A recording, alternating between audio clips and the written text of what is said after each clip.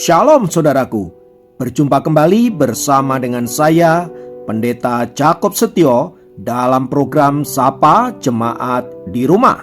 Mari kita masuk dalam hadirat Tuhan, kita berdoa, mohon penyertaan dan berkat Allah dicurahkan atas kita. Bapa, kami menyerahkan waktu renungan firman Tuhan kali ini ke dalam tangan kasih-Mu. Mohon hikmat-Mu, mohon pencerahan daripadamu. Biarlah kami mengerti akan kehendak-Mu, supaya sepanjang hari ini menjadi hari yang diberkati, di mana kami boleh hidup seturut dengan kehendak-Mu. Berfirmanlah Tuhan, kami siap diberkati. Di dalam nama Yesus kami berdoa dan bersyukur kepadamu. Haleluya, amin. Firman Tuhan kali ini terambil dari Ibrani 13 ayat yang ke-6. Ibrani 13 ayat yang ke-6 berkata, "Sebab itu dengan yakin kita dapat berkata, Tuhan adalah penolongku, aku tidak akan takut. Apakah yang dapat dilakukan manusia terhadap aku?" Saudaraku, Ibrani pasal yang ke-13 ini berisi nasihat yang ditujukan kepada orang-orang percaya agar mereka senantiasa hidup di dalam Tuhan dan senantiasa mengandalkan Tuhan.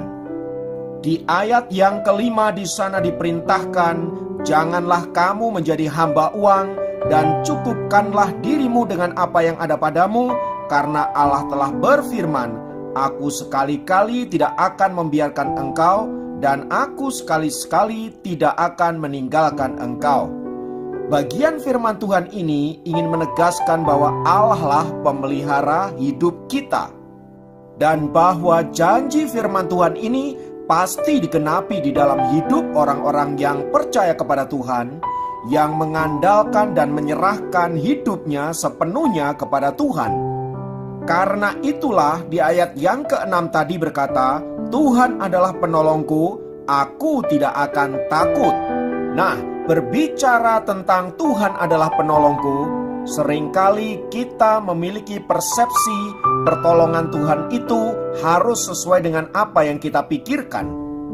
Dan biasanya kita selalu berpikir bahwa pertolongan Tuhan itu harus sesuatu yang spektakuler. Tapi tahukah Anda saudara-saudara bahwa cara Tuhan kadang sangat sederhana sekali dalam hidup kita? Melalui hal-hal yang kecil, hal-hal yang remeh-temeh dapat dipakai oleh Allah untuk menyatakan kuasa-Nya, untuk menyatakan kelepasannya, bahkan untuk menolong hidup kita. Seperti yang dialami oleh seorang pria Prancis yang bernama Kearney.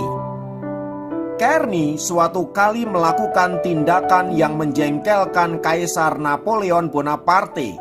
Karena hal itu, maka Kearney dimasukkan ke dalam sel bawah tanah.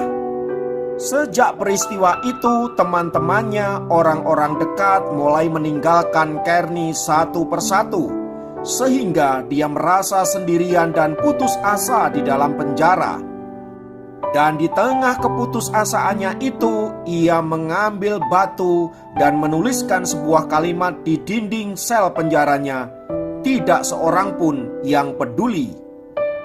Setelah sekian lama menjalani hukuman di dalam penjara, suatu hari sebatang tunas kecil menyembul melewati celah kecil di lantai selnya dan mulai tumbuh ke atas menuju sebuah cahaya kecil di atap selnya.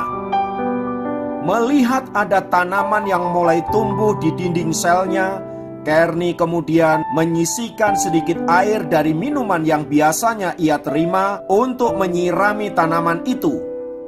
Hari demi hari ia lakukan dengan begitu tekun, hingga tanaman itu tumbuh menjadi besar dan kemudian mengeluarkan sebuah bunga berwarna biru yang sangat indah. Saat kelopaknya terbuka sempurna, tahanan yang kesepian itu segera mencoret tulisan yang pernah ia buat di dindingnya dan digantikan dengan kata "Allah peduli". Kisah Kearney yang senantiasa tekun memelihara dan merawat tanaman itu terdengar oleh tahanan lain di sel yang berbeda. tahanan itu memiliki seorang anak gadis kecil yang diizinkan masuk untuk menjenguk ayahnya. Gadis kecil itu kemudian mendengar tentang Kearney yang senantiasa merawat bunga itu dan menceritakannya kepada ibunya dan kepada saudara-saudaranya. Tak lama sesudah itu, kabar mengenai hal itu tersebar sampai ke telinga permaisuri Josephine yang terkenal ramah itu. Istri Kaisar Bonaparte itu berkomentar, orang yang begitu telaten dan penuh kasih memelihara bunga tidak mungkin orang yang jahat. Lalu ia membujuk sang kaisar untuk membebaskan Kearney. Akhirnya, hati sang kaisar pun luluh oleh bujukan sang permaisuri dan Kearney dibebaskan. Lewat tanaman yang tumbuh di sel dindingnya itu, Kearney belajar satu hal, bahwa Allah yang ia percayai adalah Allah yang peduli.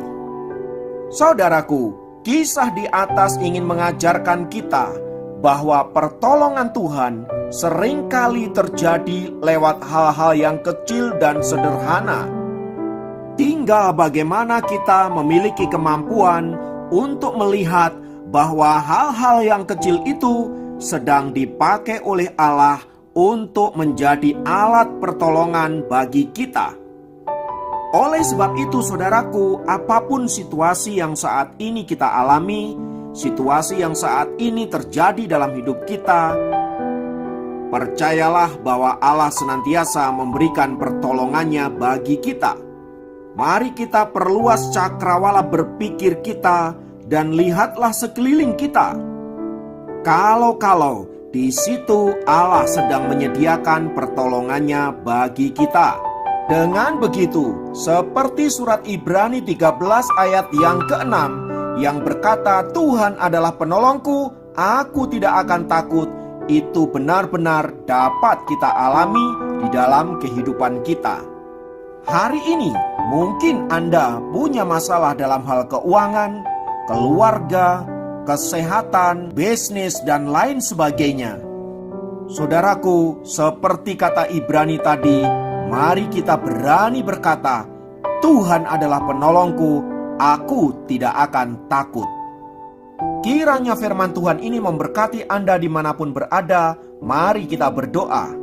Tuhan, kami naikkan syukur untuk kasih-Mu, untuk penyertaan-Mu, untuk apapun yang Kau izinkan untuk kami alami. Kami percaya Engkau ada di sana untuk menolong setiap kami. Oleh sebab itu, ajarkan kami percaya sepenuhnya akan cara-Mu untuk menolong kami. Mungkin itu lewat hal-hal yang kecil, hal-hal yang sederhana. Buka cakrawala kami Tuhan, agar kami dapat mampu menangkap apa yang hendak Kau kerjakan dalam hidup kami. Terpujilah nama-Mu kekal selama-lamanya. Dalam nama Yesus kami berdoa, haleluya, amin. Demikian program Sahabat Jemaat kali ini. Sampai jumpa dalam program Sahabat Jemaat yang lain. Tuhan Yesus memberkati.